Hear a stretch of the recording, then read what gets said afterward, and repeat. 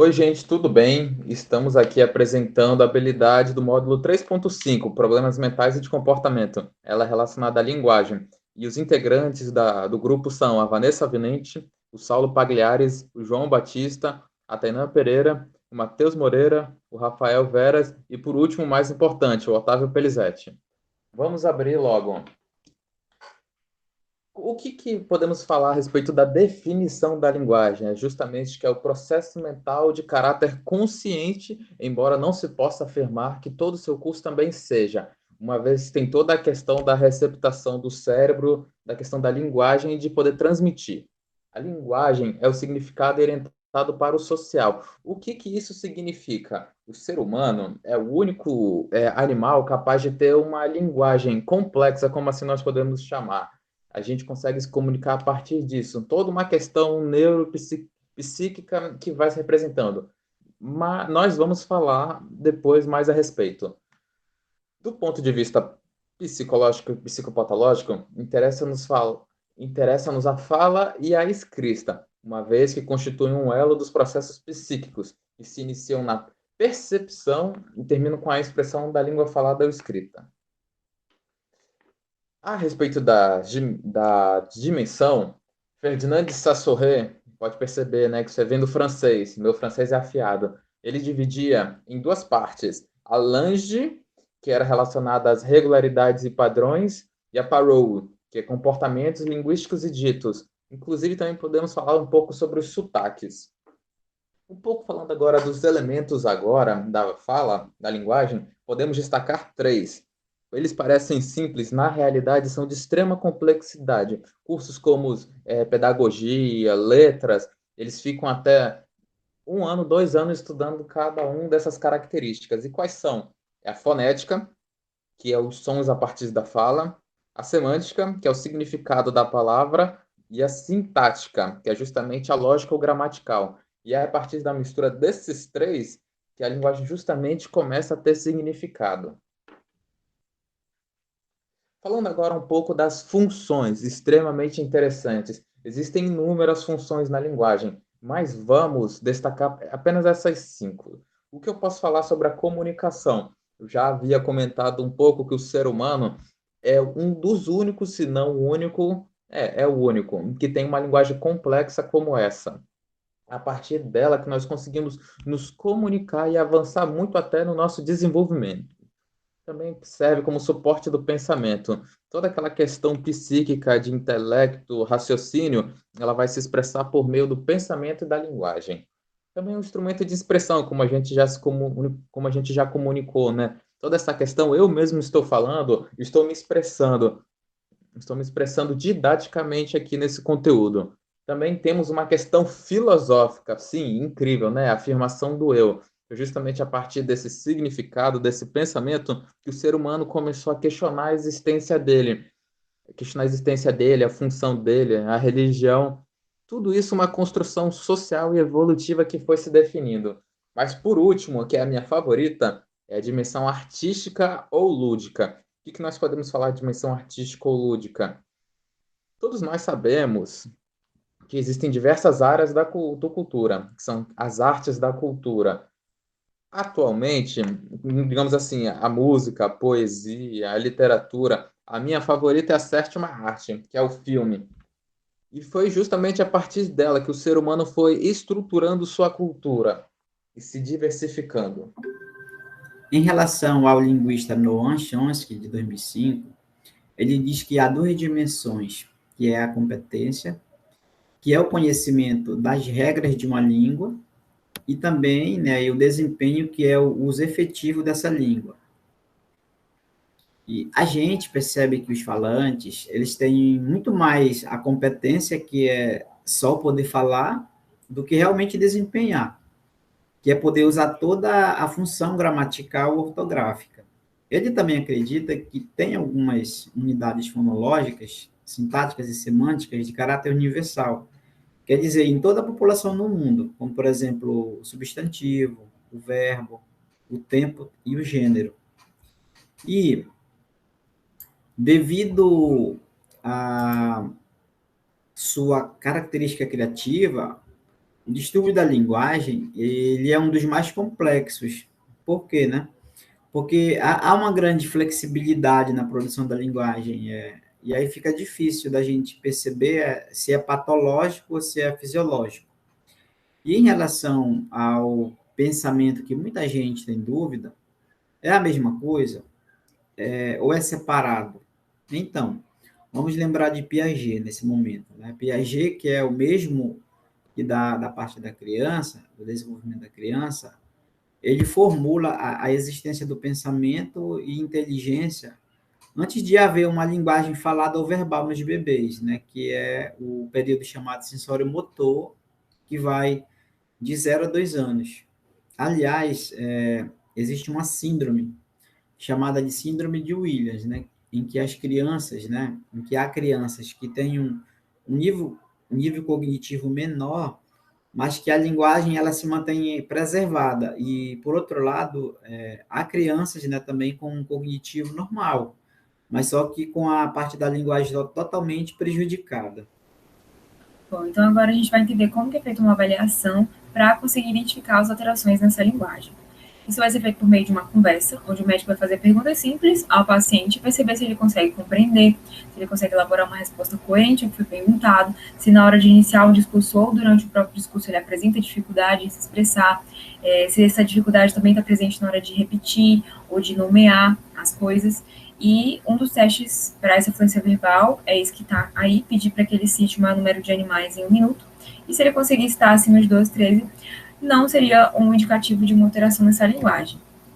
Mas o que provoca essas alterações? Bom, isso tem duas origens. A primeira é quando há uma lesão neuronal no hemisfério esquerdo desse indivíduo. Então, ele sofreu um AVC, um derrame, um trauma crânioencefálico em função de um acidente. Lesionou as regiões responsáveis pela linguagem, pela expressão. Então, essa pessoa pode apresentar uma hemiparesia do lado direito, do dimídio direito, né? Então, uma redução desses movimentos. Exemplos disso são as afasias e as parafasias.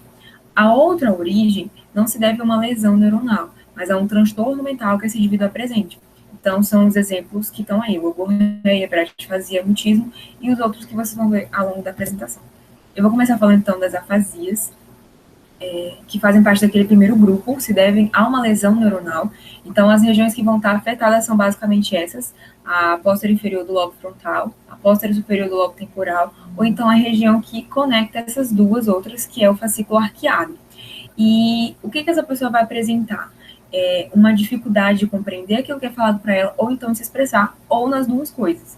E dependendo de que região foi afetada, ela vai ter um tipo diferente de afasia, mas as principais são essa aqui, de Broca e a de Wernicke.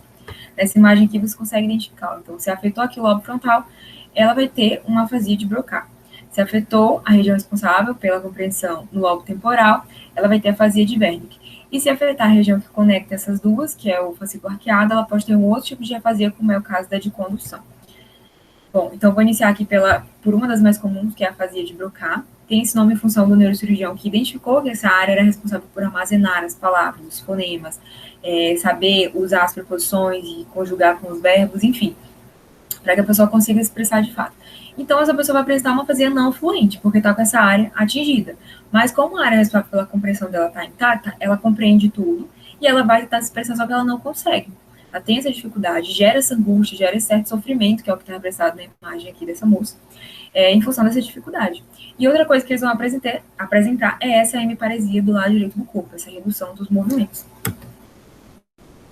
Outra característica, eles podem ter dificuldade de nomear os objetos, sabe o que é, sabe para que serve, mas quando vai dar o nome não consegue, então ele vai usar isso serve para aquilo, por exemplo. Então eu pedi a ajuda de um amigo para tentar demonstrar para vocês. Qual o seu nome?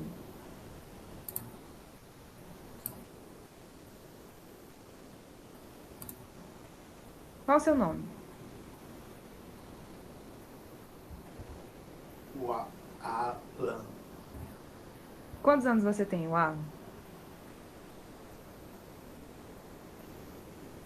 Ele tem dificuldade de iniciar o discurso ou então não consegue falar. E a outra dificuldade que pode vir acompanhada é a dificuldade de nomear. Você pode nomear para mim o que você está vendo aqui, por favor?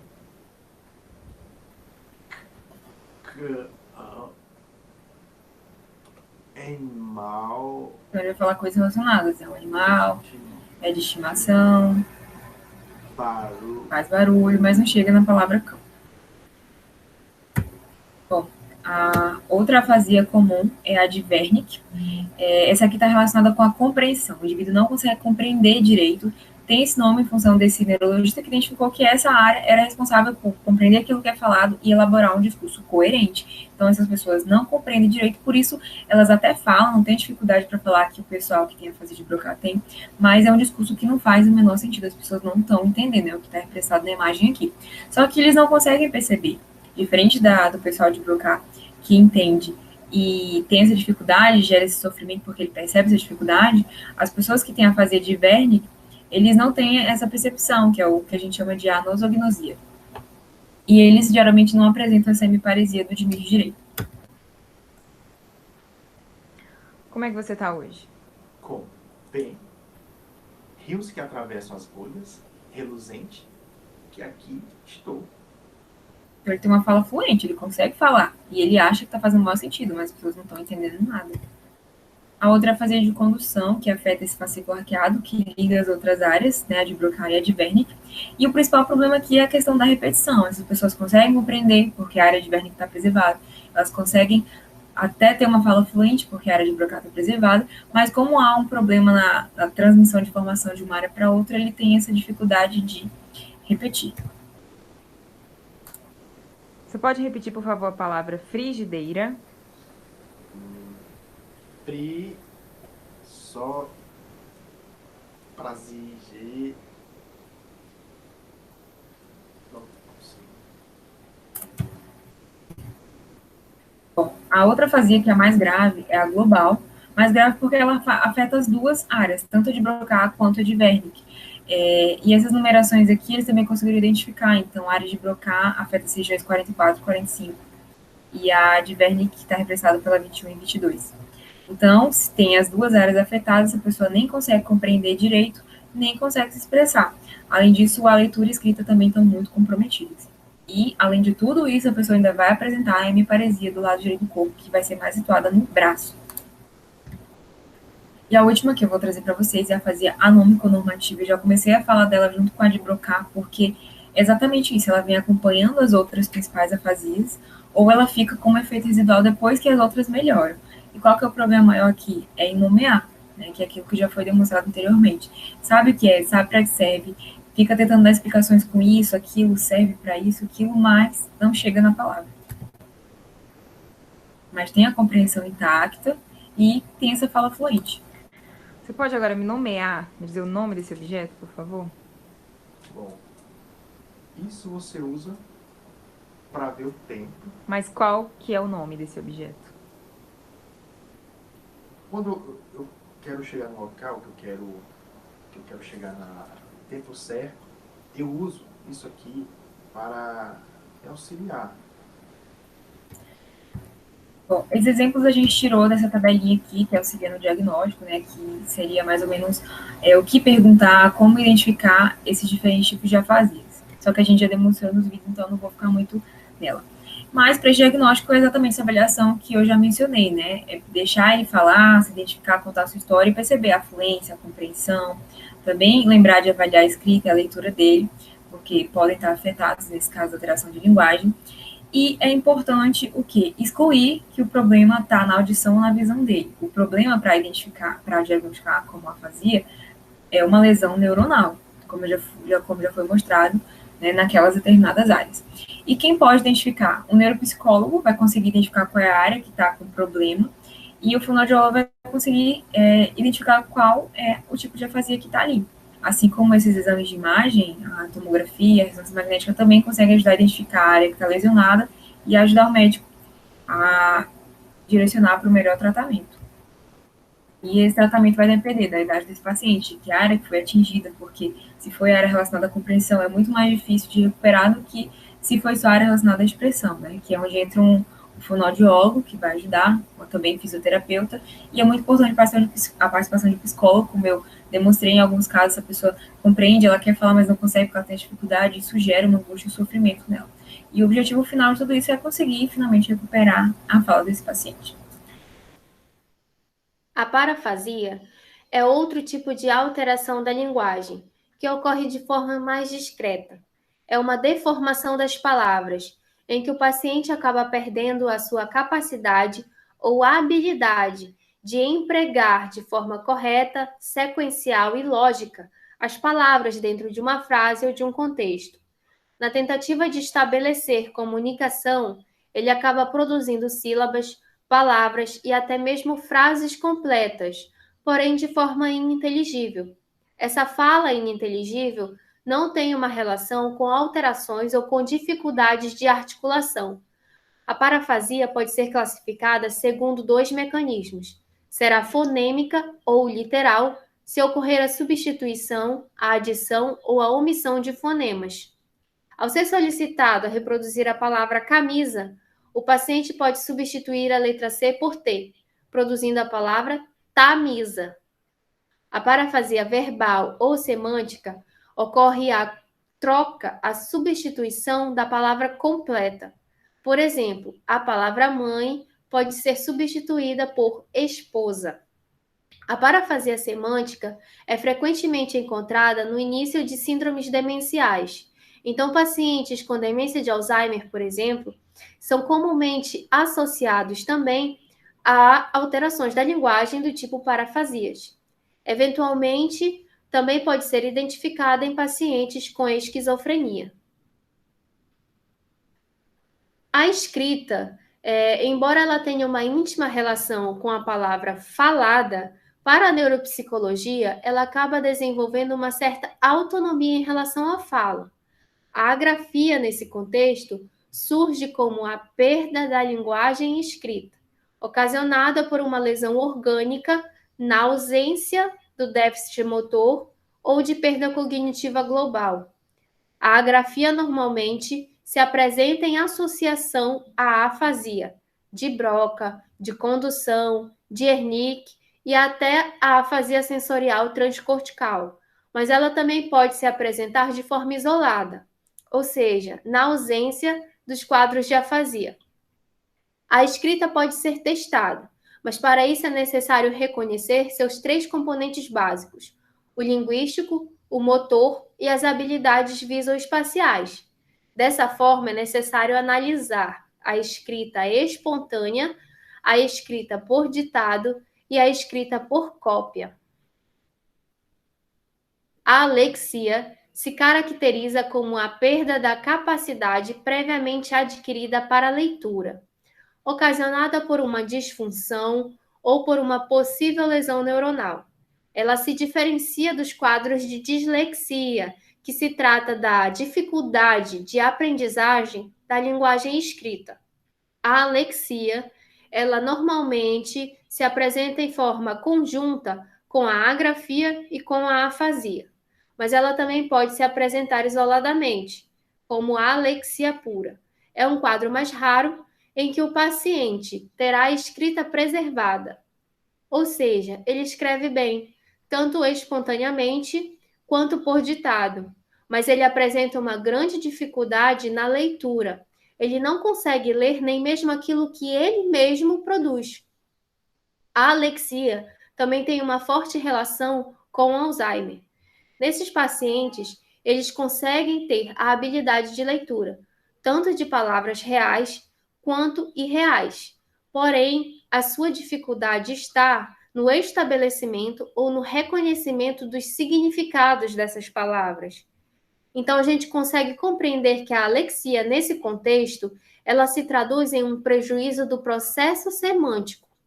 E essa dificuldade de compreensão das palavras faladas, ela tende a crescer, tende a se desenvolver. A disfonia se caracteriza como uma perturbação na qualidade da fala do indivíduo. Traduz-se, então, em uma alteração da fala. Ela é comumente associada aos quadros de rouquidão, mas os processos em que ocorre uma restrição do desempenho vocal ou o estabelecimento de uma vocalização tensa, contida, também pode ser identificado como um quadro de disfonia. A sua fisiopatologia está relacionada a irregularidades do tônus muscular, em que se estabelece um padrão oscilatório irregular nas pregas vocais, e isso ocasiona a disfonia hipertônica ou um incompleto fechamento da glote durante a vocalização. A disfonia pode ser classificada segundo suas causas de base. Pode ser, então, orgânica ou funcional. Será orgânica quando associada a alguma outra patologia, como a doença de Parkinson ou a esclerose lateral amniotrófica. E será funcional quando ela estiver associada à tensão ou a alguns padrões comportamentais.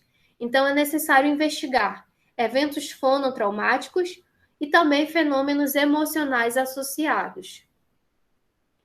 A disfemia também representa uma alteração da fala, porém ela está mais relacionada à fluidez da fala, mais relacionada ao padrão temporal com que essa fala é empregada. Ela não tem uma relação com problemas ou com motivos ou causas orgânicas. Ela é determinada por fatores psicogênicos. E esses conflitos biopsicogênicos, eventos estressantes, fatores emocionais, como propriamente a ansiedade, a timidez, eles são fatores desencadeantes da disfemia e também funcionam como fatores estimuladores, perpetuadores do quadro.